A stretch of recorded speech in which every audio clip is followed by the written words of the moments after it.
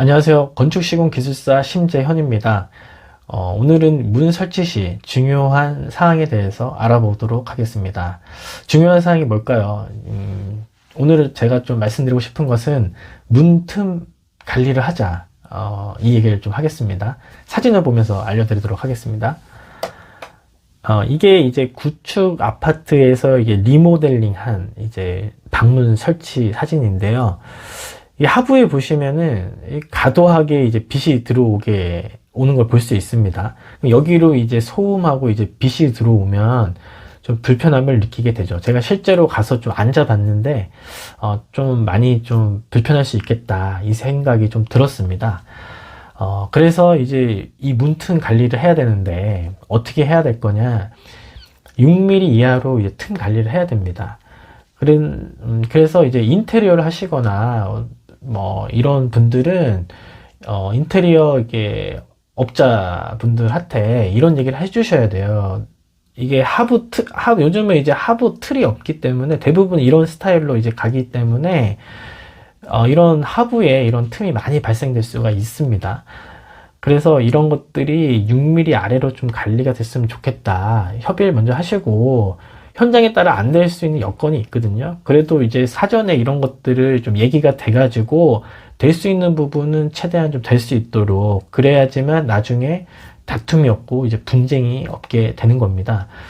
신축 아파트 같은 경우는 관리 주체가 있고 좀 협의할 주체들이 있기 때문에 어떤 상세 도면이 있고 뭐 그렇기 때문에 크게 문제 없을 거라고 보는데, 특히 인테리어 하실 때는 이런 것들을 좀 고려하셔가지고 좀 얘기가 돼야 돼요. 요즘 과거처럼 문이 기성 제품이 아니라 요즘은 맞춤으로 문이 나오기 때문에 이런 부분 충분히 저는 가능하다고 봅니다. 6mm 이하로 관리할 수 있는 부분이.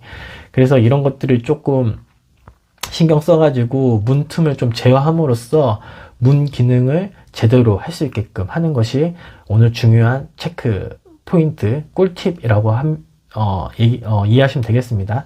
뭐 제가 얘기하는 거는 제 기술사이기도 한데 대한건축협회에서 발간한 건설기술 지침이라는 그 서적이 있어요. 제가 그 서적을 읽고 나서 말씀드리는 거기 때문에 여러 전문가들이 좀 검토를 해서 6mm라고 하는 이제 어떤 값이 나오게 된 거죠. 그래서 만약에 제가 좀 문 설치를 한다고 하면 저는 6mm 이하로 관리를 할 겁니다. 예, 그래서 여러분들도 셀프로 하시던지 아니면은 인테리어 하실 때 이런 하부, 옛날에 말한 그 문지방, 이 문지방이 없게 이렇게 만약에 시공이 되어진다고 하면 6mm 이하로 관리를 하시고, 만약에 하부에 문틀이 있다고 하시면은 3mm 이하로 관리를 하셔가지고 문 시공이 좀 올바르게 될 수 있도록 하시면 되겠습니다. 예, 오늘은 여기까지고요. 시청해 주셔서 감사합니다.